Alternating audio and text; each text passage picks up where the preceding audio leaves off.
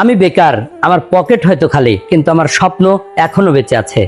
বেকার জীবনের আত্মকথা, প্রত্যাখ্যান, ভালোবাসা, সংগ্রাম আর একদিন সফল হওয়ার প্রতিজ্ঞা। আমি বেকার, চাকরি নেই, কিন্তু স্বপ্ন এখনো জীবিত, শেষটা চোখে জল এনে দেবে। আমি বেকার, প্রতিদিন ভোরে ঘুম ভাঙে নতুন আশায়, মোবাইলের নোটিফিকেশন দেখলেই বুক ধড়ফড় করে। হয়তো আজ একটি ইন্টারভিউ কল এসেছে, কিন্তু বেশিরভাগ দিনই আসে শুধু বিজ্ঞাপন। আয়নার সামনে দাঁড়িয়ে নিজেকে জিজ্ঞেস করি, আমার অপরাধটা কি? ডিগ্রি আছে, যোগ্যতা আছে, পরিশ্রম করার ইচ্ছাও আছে, তবুও কেন এখনো অপেক্ষায়? আজ আমি বলবো আমার নীরব কান্নার গল্প। আসসালামু আলাইকুম, স্বাগতম আত্মকথা সিরিজে। আজকের গল্প সেই তরুণের যে প্রতিদিন নতুন করে লড়াই শুরু করে, সেই মেয়ের যে নিজের স্বপ্নকে বাঁচিয়ে রাখতে এখনো হাল ছাড়েনি। আজ শুনুন বেকার জীবনের আত্মকথা।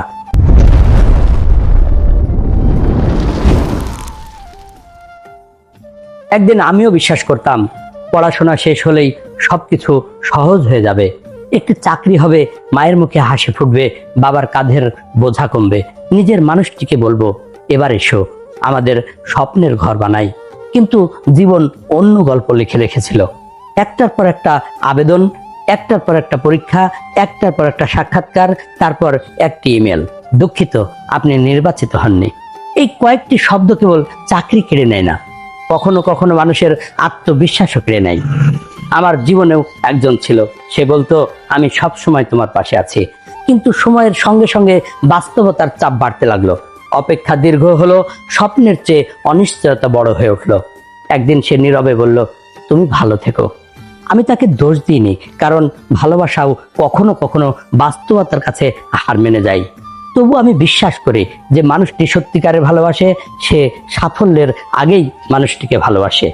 আত্মীয়রা জিজ্ঞেস করে এখন কি করছো, বন্ধুরা চাকরির গল্প করে, আমি শুধু মুচকি হেসে বলি চেষ্টা করছি।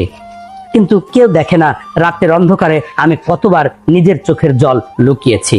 একদিন আমি সিদ্ধান্ত নিলাম, প্রত্যাখ্যান আমাকে থামাতে পারবে না। আমি নতুন দক্ষতা শিখব, ছোট কাজকে ছোট ভাববো না, নিজেকে প্রতিদিন আগের দিনের চেয়ে একটু ভালো বানাবো।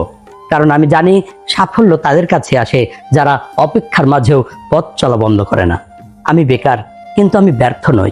আমি এমন একজন মানুষ যে প্রতিদিন ভেঙে পড়েও আবার উঠে দাঁড়াই। আমি এমন একটি অধ্যায় যার শেষ পাতায় লেখা আছে সংগ্রামের পরেই আসে সাফল্য। তাই যদি আজ তুমি বেকার হও, নিজেকে ছোট ভেবো না, তোমার সময় এখনো শেষ হয়ে যায়নি। হয়তো আগামী সূর্যটাই তোমার জন্য নতুন দরজা খুলে দেবে। একদিন যখন আমি সফল হব, তখন মানুষ আমার চাকরিটা দেখবে, কিন্তু কেউ দেখবে না কত শত রাতের কান্না, কত শত প্রত্যাখ্যান, আর কত শত অপূর্ণ স্বপ্নের উপর দাঁড়িয়ে সেই সাফল্য এসেছে। আপনি যদি এখনো নিজের স্বপ্নের জন্য লড়াই করে থাকেন, তাহলে কমেন্টে লিখুন আমি হার মানব না। ভিডিওটি ভালো লাগলে একটি লাইক দিন, বন্ধুদের সঙ্গে শেয়ার করুন এবং আত্মকথা সিরিজের পরবর্তী পর্ব দেখতে পেজটি ফলো করে রাখুন। যারা ইউটিউব থেকে দেখছেন, এখনই চ্যানেলটি সাবস্ক্রাইব করুন। মনে রাখবেন, বেকারত্ব একটি পরিচয় নয়, এটি শুধু জীবনের একটি সাময়িক অধ্যায়। আল্লাহ হাফেজ, আবার দেখা হবে নতুন একটি আত্মকথা নিয়ে।